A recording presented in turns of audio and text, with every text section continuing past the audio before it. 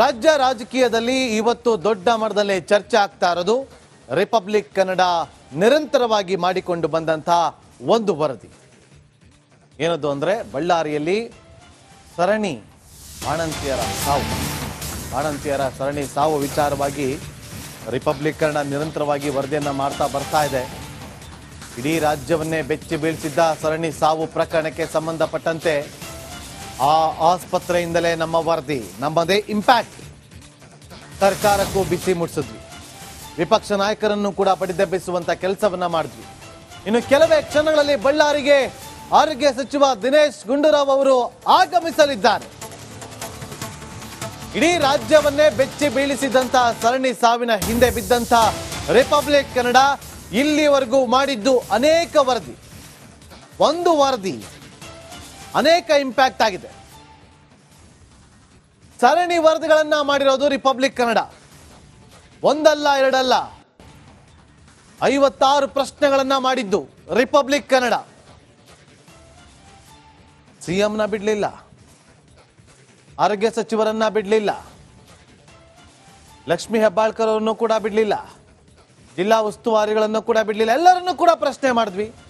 ಹಾಗಂತ ವಿಪಕ್ಷವನ್ನ ಪ್ರಶ್ನೆ ಮಾಡಲಿಲ್ಲ ಅಂತಲ್ಲ, ವಿಪಕ್ಷದವರನ್ನು ಕೂಡ ಪ್ರಶ್ನೆ ಮಾಡಿದ್ವಿ.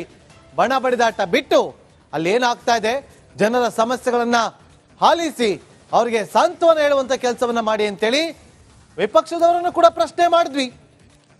ಇದೆಲ್ಲದರ ನಡುವೆ ಆಸ್ಪತ್ರೆ ಒಳಗಡೆ ಏನೆಲ್ಲ ಆಗ್ತಾ ಇದೆ ಅನ್ನುವ ಇನ್ವೆಸ್ಟಿಗೇಷನ್ ರಿಪೋರ್ಟಿಂಗ್ ಅನ್ನ ಕೂಡ ಮಾಡಿದ್ದು ನಿಮ್ಮ ರಿಪಬ್ಲಿಕ್ ಕನ್ನಡ.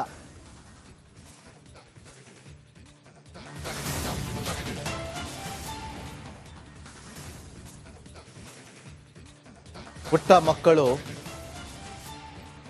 ಕಣ್ಣು ತೆಗೆಯೋದಕ್ಕಿಂತ ಮುಂಚೆ ಅಮ್ಮಂದಿರನ್ನ ಕಳ್ಕೊಳ್ಳುವಂತ ನೋವಿದೆಯಲ್ಲ, ಮಗು ಬೆಳೀತಾ ಬೆಳೀತಾ ಗೊತ್ತಾಗುತ್ತೆ. ಇಲ್ಲಿಯವರೆಗೂ 5 ರಿಂದ 7 ಜನ ಬಾಣಂತಿಯರ ಸಾವಾಗಿದೆ ಬಳ್ಳಾರಿಯಲ್ಲಿ. ಇದಕ್ಕೆ ಹೊಣೆ ಯಾರು? ಯಾವಾಗ ಬಾಣಂತಿಯರ ಸರಣಿ ಸಾವಾಗ್ತಾ ಇದೆ ಅನ್ನೋದು ಗೊತ್ತಾಗುತ್ತೋ ರಿಪಬ್ಲಿಕ್ ಕನ್ನಡ ನಿರಂತರವಾಗಿ ವರದಿಯನ್ನ ಮಾಡ್ತಾ ಬರ್ತಾ ಇದೆ. ಒಂದು ವರದಿಯಿಂದಾಗಿ 10 ಇಂಪ್ಯಾಕ್ಟ್ ಆಗಿದೆ. ಮೊದಲ ಇಂಪ್ಯಾಕ್ಟ್ ಯಾವುದು ಗೊತ್ತಾ? ಇವತ್ತು ಸಿಎಂ ಸಿದ್ದರಾಮಯ್ಯ ಹೇಳಿದ್ರಲ್ಲ, ಚಾಮರಾಜನಗರದಲ್ಲಿ ನಿಂತ್ಕೊಂಡು ಡ್ರಗ್ ಕಂಟ್ರೋಲರ್ ಸಸ್ಪೆಂಡ್ ಮಾಡಿದ್ದೀವಿ ಅಂತ. ಅದು ಇವತ್ತಲ್ಲ, ವಾರದ ಹಿಂದೆನೇ ಆಗಿದೆ. ಅದು ರಿಪಬ್ಲಿಕ್ ಕನ್ನಡದ ಮೊದಲ ಇಂಪ್ಯಾಕ್ಟ್. ಎರಡನೇ ಇಂಪ್ಯಾಕ್ಟ್ ಯಾವುದು ಗೊತ್ತಾ? ಆ ಫ್ಲೂಡ್ ಇದೆಯಲ್ಲ, IV ಫ್ಲೂಡ್, ಅದರ ಮೇಲೆ ಸರ್ಕಾರ ಯಾಕಿನ್ನು ನಿಷೇಧ ಹೇರಿಲ್ಲ ಅಂತೇಳಿ ಪ್ರಶ್ನೆಯನ್ನ ಮಾಡಿತ್ತು. ತಕ್ಷಣ ಎಚ್ಚೆತ್ತುಕೊಳ್ಳುವಂತ ಇಲಾಖೆ ಅದನ್ನ ಬ್ಲಾಕ್ ಲಿಸ್ಟ್ಗೆ ಹಾಕಿ ಯಾವುದೇ ಕಾರಣಕ್ಕೂ ಬಳಸಬೇಡಿ ಅಂತೇಳಿ ಆದೇಶವನ್ನ ಹೊರಡಿಸ್ತು. ಇದು ನಮ್ಮ ಎರಡನೇ ಇಂಪ್ಯಾಕ್ಟ್. ಮೂರನೇ ಇಂಪ್ಯಾಕ್ಟ್, ಪಶ್ಚಿಮ ಬಂಗಾಳ ಮೂಲದ ಫಾರ್ಮಾ ಕಂಪನಿ ವಿರುದ್ಧ ತನಿಖೆಯನ್ನ ಯಾಕಿನ್ನೂ ಮಾಡಿಸಿಲ್ಲ ಅಂತ ಪ್ರಶ್ನೆ ಮಾಡಿದ್ದು ರಿಪಬ್ಲಿಕ್ ಕನ್ನಡ. ತಕ್ಷಣ ಇಲ್ಲಿಂದ ಅಧಿಕಾರಿಗಳ ತಂಡ ಪಶ್ಚಿಮ ಬಂಗಾಳಕ್ಕೆ ಹೋಗುತ್ತೆ. ಅಲ್ಲಿ ಫಾರ್ಮಾ ಕಂಪನಿ ಒಳಗಡೆ ಹೋಗಿ ಲ್ಯಾಬ್ ಎಲ್ಲಿ ಪರಿಶೀಲನೆ ಮಾಡ್ತಾರಲ್ಲ ಕಂಪನಿ ಒಳಗಡೆ, ಅಲ್ಲಿ ಹೋಗಿ ಇಲ್ಲಿನ ಅಧಿಕಾರಿಗಳು ಪರಿಶೀಲನೆ ಕೂಡ ಮಾಡಿದ್ರು. ನಾಲ್ಕನೇ ಇಂಪ್ಯಾಕ್ಟ್, ತಪ್ಪಿತಸ್ಥರು ಯಾರಿದ್ದಾರೆ ಅವರ ವಿರುದ್ಧ ಯಾಕೆ ಕ್ರಮ ತೆಗೆದುಕೊಳ್ತಿಲ್ಲ ಸರ್ಕಾರ, ಯಾಕೆ ಸುಮ್ಮನೆ ಕೂತಿದೆ ಅನ್ನುವ ಪ್ರಶ್ನೆನ ಮಾಡಿದಾಗ ತಕ್ಷಣ ಅಲರ್ಟ್ ಆಗುವಂತ ಸರ್ಕಾರ, ಇಲ್ಲ ನಾವು ತಪ್ಪಿತಸ್ಥರ ವಿರುದ್ಧ ಕ್ರಮವನ್ನ ತೆಗೆದುಕೊಳ್ತೀವಿ, ಸೂಚನೆ ಕೊಡ್ತೀವಿ ಅಂತ ಹೇಳಿದ್ರು. ಇದು ನಮ್ಮ 4ನೇ ಇಂಪ್ಯಾಕ್ಟ್. ಹಾಗಂತ ಅಲ್ಲಿಗೆ ಬಿಡೋದಿಲ್ಲ. ತಪ್ಪಿತಸ್ಥರು ಯಾರು ಗೊತ್ತಾಗಬೇಕು, ಅವರ ವಿರುದ್ಧ ಏನು ಕ್ರಮ ತೆಗೆದುಕೊಳ್ತೀರಿ ಅದು ಕೂಡ ಗೊತ್ತಾಗಬೇಕು. ನಮಗೆ ಗೊತ್ತಾಗದಿರೋ ಪರವಾಗಿಲ್ಲ, ಸರ್ಕಾರದ ಮಟ್ಟದಲ್ಲಿ ಏನಾಗುತ್ತೋ ನಮಗೆ ಅದು ಗೊತ್ತಾಗುತ್ತೆ, ನಾವು ಸುದ್ದಿಯನ್ನ ಮಾಡ್ತೀವಿ. ಇದೆಲ್ಲದರ ನಡುವೆ ವಿಪಕ್ಷ ಅಲ್ಲಿ ಬಣ ಬಡಿದಾಟ ಮಾಡ್ಕೊಳ್ತಿತ್ತು. ಒಂದು ಕಡೆ ವಿಜೇಂದ್ರ ಬಣ, ಮತ್ತೊಂದು ಕಡೆ ಯತ್ನಾಳ್ ಬಣ. ಒಂದು ಟೀಮ್ ದೆಹಲಿಗೆ ಹೋಗಿದ್ರು, ಇನ್ನೊಂದು ಟೀಮ್ ದಾವಣಗೆರೆಯಲ್ಲಿ ಮೀಟಿಂಗ್ ಮೇಲೆ ಮೀಟಿಂಗ್ ಮಾಡ್ತಾ ಇದ್ರು. ಹೋದ್ವಿ, ಇದೇನಾ ನಿಮ್ಮ ಕೆಲಸ, ಬಣ ಬಡಿದಾಟ, ಬಳ್ಳಾರಿನಾಗ ಏನಾಗ್ತಿದೆ ಗೊತ್ತಿಲ್ವಾ ಅಂತೇಳಿ ಪ್ರಶ್ನೆಯನ್ನ ಮಾಡಿದಾಗ ದಿಢೀರ್ ವಿಪಕ್ಷ ನಾಯಕರು ಓಡೋದ್ರು. ಬಳ್ಳಾರಿಗೆ ವಾಪಸ್ ಬಂದು ಲೋಕಾಯುಕ್ತಕ್ಕೆ ದೂರು ಕೊಟ್ಟರು. ನ್ಯಾಯಾಂಗ ತನಿಖೆ ಆಗಬೇಕು ಅಂತೇಳಿ ಆಗ್ರಹಿಸಿದ್ರು. ಇದು ನಮ್ಮ 5ನೇ ಇಂಪ್ಯಾಕ್ಟ್. ಮತ್ತೊಂದು, ಆರೋಗ್ಯ ಸಚಿವರು ಎಲ್ಲೇ ಸಿಕ್ಕಿದ್ರು, ಸರ್ ಬಳ್ಳಾರಿಗೆ ಇನ್ನೂ ಹೋಗಿಲ್ವಾ ಅಂದಾಗ ಅವ್ರೇನು ಹೇಳಿದ್ರು ಗೊತ್ತಾ? ಅಲ್ಲಿಗೆ ಭೇಟಿ ಕೊಡದೆ ಬೇಡ, ಎಲ್ಲ ನಾವು ಇಲ್ಲೇ ಕೂತು ಮಾಡ್ತಾ ಇದ್ದೀವಿ ಅಂದ್ರು. ಅದಲ್ಲ, ಆ ಮೃತಪಟ್ಟಂತ ಕುಟುಂಬಸ್ಥರು ಕಣ್ಣೀರು ಹೊರಿಸುವಂತ ಕೆಲಸವನ್ನ ನೀವು ಇಲ್ಲಿ ಕೂತ್ಕೊಂಡು ಮಾಡೋದಕ್ಕಾಗೋದಿಲ್ಲ, ಅಲ್ಲೇ ಹೋಗ್ಬೇಕು ಅಂತ ಹೇಳಿದ್ವಿ. ಇನ್ನೇನು ಸ್ವಲ್ಪ ಹೊತ್ತರಲ್ಲಿ ಹೋಗ್ತಾರೆ, ರೀಚ್ ಆಗ್ತಾರೆ ಬಳ್ಳಾರಿಗೆ. ಇದು ನಮ್ಮ 6ನೇ ಇಂಪ್ಯಾಕ್ಟ್. 7ನೇ ಇಂಪ್ಯಾಕ್ಟ್, ಶ್ರೀರಾಮುಲು ಅವರು ಏನ್ ಮಾಡ್ತಿದ್ರಿ, ಬಿಜೆಪಿ ಏನ್ ಮಾಡ್ತಾ ಇದೆ ಅಂತ ಕೇಳಿದಾಗ ಶ್ರೀರಾಮುಲು ಅವರು ಧರಣಿ ಕುತ್ಕೊಂಡಿದ್ದಾರೆ. ಬೆಳಗ್ಗಿನಿಂದಲೂ ಕೂಡ ಧರಣಿ ಕೂತಿದ್ದಾರೆ. ಕಳೆದ 3-4 ದಿನಗಳಿಂದ ಶ್ರೀರಾಮುಲು ಅವರು ಈ ಒಂದು ವಿಚಾರವಾಗಿ ಸಾಕಷ್ಟು ಫೈಟ್ ಮಾಡುವಂತ ಕೆಲಸವನ್ನ ಮಾಡ್ತಾ ಇದ್ದಾರೆ. ಅಷ್ಟೇ ಅಲ್ಲ, ಆಸ್ಪತ್ರೆ ಒಳಗಡೆ ಸಿಬ್ಬಂದಿಗಳೇ ಇಲ್ಲ, ಡಾಕ್ಟರ್ಗಳೇ ಇಲ್ಲ ಇದ್ದಾರೆ. ಅದು ಯಾವುದರಲ್ಲಿ ಅಟೆಂಡೆನ್ಸ್ ಅಲ್ಲಿ ಮಾತ್ರ. ಇದನ್ನು ಕೂಡ ಪ್ರಶ್ನೆ ಮಾಡ್ತಿದ್ದೀವಿ. ಶ್ರೀರಾಮುಲು ಅವರು ಕೂಡ ಅದಕ್ಕೆ ಧ್ವನಿ ಸೇರಿಸಿದ್ದಾರೆ. 8ನೇ ಇಂಪ್ಯಾಕ್ಟ್, ಬಿಜೆಪಿ ಮಹಿಳಾ ಮೋರ್ಚಾ ಏನ್ ಮಾಡ್ತಾ ಇದೆ ಅಂತ ಪ್ರಶ್ನೆ ಮಾಡಿದ್ವಿ. ಬಿಜೆಪಿ ಮಹಿಳಾ ಮೋರ್ಚಾ ಕೂಡ ಆಸ್ಪತ್ರೆಗೆ ಭೇಟಿ ಕೊಟ್ಟಿತ್ತು, ಒಂದಷ್ಟು ಪರಿಶೀಲನೆ ಕೂಡ ಮಾಡಿದ್ದಾರೆ.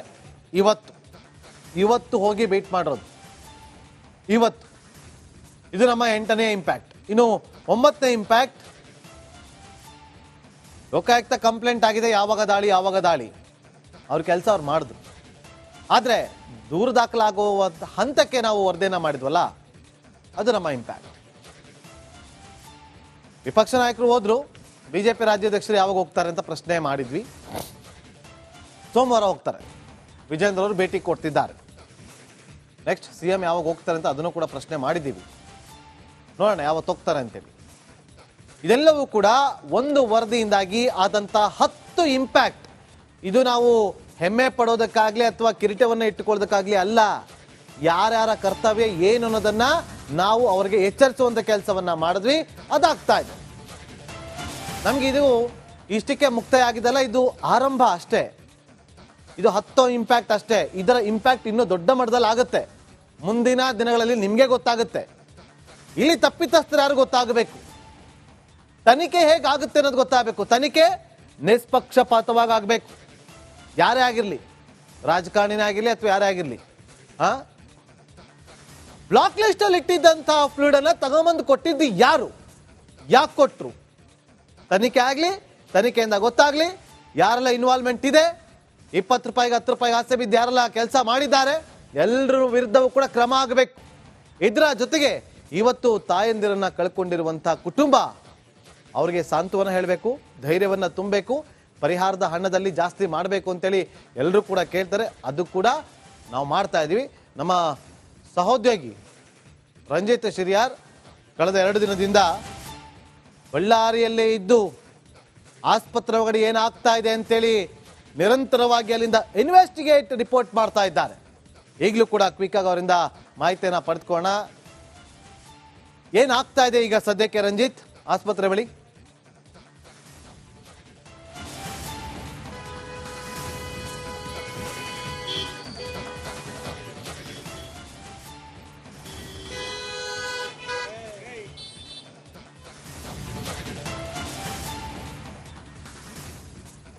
ಖಂಡಿತ ನಾಗೇಂದ್ರ ಬಾಬು, ನೋಡಿ ನಾನು ಜಿಲ್ಲಾಸ್ಪತ್ರೆಯ ಮುಂಭಾಗ ಇದ್ದೀನಿ. ಬೆಳಿಗ್ಗೆಯಿಂದಲೂ ಕೂಡ ಶ್ರೀರಾಮುಲು ಅವರು ಜಿಲ್ಲಾಸ್ಪತ್ರೆಯ ಮುಂಭಾಗದಲ್ಲಿ ಬಿಜೆಪಿಯ ತಮ್ಮ ರಾಜ್ಯದ ಮಹಿಳಾ ಮೋರ್ಚಾದ ಬಿಜೆಪಿ ನಾಯಕರು ಸೇರಿದಂತೆ ಸ್ಥಳೀಯ ಬಿಜೆಪಿ ಮುಖಂಡರುಗಳು ಇಲ್ಲೇ ಸ್ಥಳದಲ್ಲಿದ್ದು ಉಪವಾಸ ಸತ್ಯಾಗ್ರಹವನ್ನ ಮಾಡ್ತಾ ಇದ್ದಾರೆ. 1 ಲೋಟ ನೀರು ಕೂಡ ಕೊಡಿದೆ. ಈ ಬಾಣಂತಿಯರ ಸಾವಿಗೆ ನ್ಯಾಯ ಸಿಗಬೇಕು ಅಂತ ಹೇಳಿ ದಿನೇಶ್ ಗುಂಡೂರಾವ್ ಅವರು ಇವತ್ತೇನು ಬರ್ತಾ ಇದ್ದಾರೆ, ಅವರು ಮೃತಪಟ್ಟಂತಹ ಬಾಣಂತಿಯರ ಕುಟುಂಬಕ್ಕೆ ಮತ್ತೆ ಆ ಹಸುಗೂಸುಗಳಿಗೆ ನ್ಯಾಯ ಕೊಡಬೇಕು ಅಂತ ಹೇಳಿ ಇವತ್ತು 1 ಲೋಟ ನೀರು ಕುಡಿದೆ ಇಲ್ಲಿ ಕುಳಿತುಕೊಂಡಿದ್ದಾರೆ, ಉಪವಾಸ ಸತ್ಯಾಗ್ರಹವನ್ನ ಮಾಡ್ತಾ ಇದ್ದಾರೆ. ರೂಪಾಲಿ ನಾಯ್ಕ ಸೇರಿದಂತೆ ಬಿಜೆಪಿಯ ಮಹಿಳಾ ಮೋರ್ಚಾದ ಅಧ್ಯಕ್ಷರು ಸೇರಿದಂತೆ ಮಂಜುಳಾ ಮೇಡಮ್ ಸೇರಿದಂತೆ ಬಿಜೆಪಿಯ MLC ಹೇಮಲತಾ ನಾಯ್ಕ ಕೂಡ ಇಲ್ಲ ಇದ್ದಾರೆ. ಎಲ್ಲರೂ ಕೂಡ ಜೊತೆಗಿಲ್ಲಿ ಕುಳಿತುಕೊಂಡಿದ್ದಾರೆ. ಶ್ರೀರಾಮುಲು ಅವರು ಸ್ವಲ್ಪ ದಣಿದಿದ್ದಾರೆ, ಹಾಗಾಗಿ ಅವರು ಮಲಗಿದ್ದಾರೆ. ನೀವು ಗಮನಿಸ್ತಾ ಇದ್ದೀರಿ ನಾಗೇಂದ್ರ ಬಾಬು. ನೋಡಿ, ಆ ಹಸುಗೂಸುಗಳು ಪ್ರಪಂಚವನ್ನ ನೋಡುವ ಮೊದಲೇ ಅಮ್ಮ ಅಂತೇಳಿ ಕರೆದ್ರೆ, ಅಮ್ಮ ಎಲ್ಲಿ ಅಂತೇಳಿ ಕೇಳಿದ್ರೆ, ಅಥವಾ ಅಮ್ಮ ಎಲ್ಲಿ ಅಂತೇಳಿ ನೋಡಿದ್ರೆ ಇವತ್ತು ಅಮ್ಮ ಇಲ್ಲ. ಆ ಬಾಣಂತಿಯರು ಮೃತಪಟ್ಟಿದ್ದಾರೆ. ಆ ಬಾಣಂತಿಯರ ಸಾವಿಗೆ ನೇರ ಕಾರಣ ಈ ಸರ್ಕಾರ ಅನ್ನೋದು ಎಲ್ಲರ ಆರೋಪ.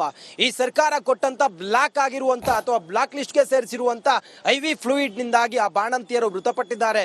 ಒಂದೇ ದಿನ 5 ಬಾಣಂತಿಯರು, ಒಂದೇ ದಿನ ಆಪರೇಷನ್ ಆದಂತ 5 ಬಾಣಂತಿಯರು ಎಲ್ಲ ಕೂಡ ಗೊತ್ತಿರುವಂತ ವಿಚಾರ.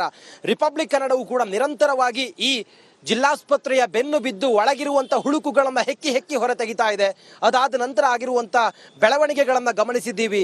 ಇಡೀ ಈ ರಾಜ್ಯ ಸರ್ಕಾರ ತಲೆ ಕೆಡಿಸಿಕೊಳ್ಳದೇ ಇದ್ದಂತ ಸಮಯದಲ್ಲಿ ರಿಪಬ್ಲಿಕ್ ಕನ್ನಡ ಈ ಸ್ಥಳಕ್ಕೆ ಬಂದು ನಿನ್ನೆ ಬೆಳಿಗ್ಗೆಯಿಂದಲೂ ಕೂಡ ಔಷಧದ ಮುಖ್ಯ ಉಗ್ರಾಣದಿಂದ ಹಿಡಿದು ಇಲ್ಲಿ ನಡೀತಾ ಇರುವಂತ ಸರ್ಜರಿ, ಮತ್ತೊಂದು ಮಗದೊಂದು ಇಲ್ಲಿ ವಿದ್ಯಾರ್ಥಿಗಳ ಕೈಯಿಂದ ಮಾಡ್ತಿರುವಂತ ಸರ್ಜರಿ, ಇದೆಲ್ಲವನ್ನು ರಾಜ್ಯದ ಜನರ ಮುಂದೆ ತೆರೆದಿಟ್ಟಂತ ಸಮಯದಲ್ಲಿ ನಾಳೆಗೆ ಮುಖ್ಯಮಂತ್ರಿಗಳು ಬರ್ತಾರೆ, ದಿನೇಶ್ ಗುಂಡೂರಾವ್ ಅವರು ಇವತ್ತು ಬರ್ತಾರೆ, ಸೋಮವಾರ ಬಿಜೆಪಿಯ ರಾಜ್ಯಾಧ್ಯಕ್ಷರು ಬರ್ತಾರೆ ಅನ್ನೋದ್ರ ಬಗ್ಗೆ ಒಂದಿಷ್ಟು ಮಾಹಿತಿ ಲಭ್ಯ ಆಗಿದೆ. ಇದೆಲ್ಲದರ ನಡುವೆ ಆ ಬಾಣಂತಿಯರಿಗೆ, ಮೃತಪಟ್ಟಂತ ಬಾಣಂತಿಯರ ಆ ಹಸುಗೂಸುಗಳಿಗೆ, ಆ ಕುಟುಂಬಕ್ಕೆ ನ್ಯಾಯ ಸಿಗಬೇಕಾಗಿದೆ. ಹಾಗಾಗಿ ದಿನೇಶ್ ಗುಂಡೂರಾವ್ ಅವರು ಬರ್ಲಿ ಹೋಗ್ಲಿ, ಆದ್ರೆ ಆ ಕುಟುಂಬಕ್ಕೆ ನ್ಯಾಯ ಸಿಗೋವರೆಗೂ ಕೂಡ ನಾವು ಇಲ್ಲಿಂದ ಕದಲೋದಿಲ್ಲ ಅಂತ ಹೇಳಿ ಸೇರಿರುವಂತ ಬಿಜೆಪಿಯ ಕಾರ್ಯಕರ್ತರನ್ನ ಗಮನಿಸ್ತಾ ಇದ್ರಿ, ಬಿಜೆಪಿಯ ನಾಯಕರನ್ನ ಗಮನಿಸ್ತಾ ಇದ್ರಿ. ನಾನು ಮಾತಾಡ್ತೀನಿ. ಬಿಜೆಪಿಯ ಮಹಿಳಾ ಮೋರ್ಚಾವು ಕೂಡ ಇವತ್ತು ಜಿಲ್ಲಾಸ್ಪತ್ರೆ ಒಳಗಡೆ ಹೋಗಿದೆ, ಮಾಹಿತಿಯನ್ನ ಪಡ್ಕೊಂಡಿದ್ದಾರೆ. ತಾಲೂಕು ದಂಡಾಧಿಕಾರಿ ಈಗಷ್ಟೇ ಬಂದು ಇಲ್ಲಿಂದ ಹೋಗಿದ್ದಾರೆ. ನಾನು ಮಾತಾಡ್ತೀನಿ. ರೂಪಾಲಿ ನಾಯ್ಕ ಅವರು ಇದ್ದಾರೆ, ರಾಮುಲು ಅವರು ಮಲಗಿದ್ದಾರೆ. ಏನಾಗಿದೆ, ಏನ್ ಮಾಡ್ತಾರೆ ಮುಂದೆಲ್ಲದ್ರ ಬಗ್ಗೆ ಮಾತಾಡೋಣ. ಹೇಳಿ, ತಾವು ಏನ್ ಅಲ್ಲಿಂದ ಮಾಹಿತಿ ಪಡೆದ್ರಿ, ಎಲ್ಲಿವರೆಗೂ ಈ ಹೋರಾಟ? ಇವತ್ತು ಬಳ್ಳಾರಿಯಲ್ಲಿ ಈ ಒಂದು ಸರತಿ ಸಾಲಿನಲ್ಲಿ ಬಾಣಂತಿಯರ ಒಂದು ಮಾರಣ ಹೋಮ ಅಂತಾನೆ ಹೇಳ್ಬೇಕು. 5 ಬಾಣಂತಿಯರು ಇವತ್ತು ಸುನಿಗಿದ್ದಾರೆ.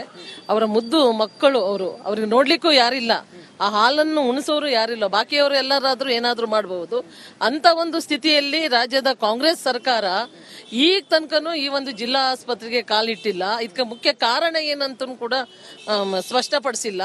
ಅದರಲ್ಲಿ ಬೇರೆ ಬೇರೆ ಮಾಹಿತಿಗಳನ್ನು ಕೊಡ್ತಾ ಇದ್ದಾರೆ. ಟಿವಿ ಮಾತಾಡ್ತಾ ಹೇಳ್ತಾ ಇದ್ರಿ, ಈ ಸರ್ಕಾರ ರಾಜ್ಯದ ಜನರಿಗೆ ಬಾಣಂತಿಯರ ಸಾವಿನ ಗ್ಯಾರಂಟಿ ಕೊಟ್ಟಿದೆ ಅಂತ ಹೇಳಿ. ಹೌದು, ನಿಜವಾಗ್ಲೂ ಸತ್ಯ. ಇದು ಎಷ್ಟರ ಮಟ್ಟಿಗೆ ಅಂದ್ರೆ ಸಾರ್ವಜನಿಕರು ಇವತ್ತು ನೋಡ್ತಾ ಇದ್ದಾರೆ. ಇವತ್ತು ನಮ್ಮ ಆರೋಗ್ಯ ಸಚಿವರು ಹೇಳ್ತಾ ಇರುವಂತದ್ದು 370 ಬಾಣಂತಿಯರು ಸಾವಿಗೀಡಾಗಿದ್ದಾರೆ, ಅವ್ರ ಬಾಯಿಂದನೇ ಬಂದಿರುವಂತದ್ದು. ಹಾಗಾದ್ರೆ ಸ್ವಾಮಿ, ನೀವು ಏನ್ ಮಾಡ್ತಾ ಇದ್ರಿ? ಯಾವ ಲೆಕ್ಕಕ್ಕೆ ನೀವು ಒಂದು ಸರ್ಕಾರವನ್ನು ನಡೆಸ್ತಾ ಇದ್ದೀರಾ? ಬಾಣಂತಿಯವರ ಈ ಸಾವಿಗೀಡಲಿಕ್ಕೆ ಈ ಗಿಫ್ಟ್ ಅನ್ನು ಕೊಡ್ತಾ ಇರೋದಾ ನೀವು? ಅಥವಾ ಈಗ ತನಕನೂ ಒಂದೇ ಒಂದು ದಿವಸ ಆ ಮಕ್ಕಳು ಈ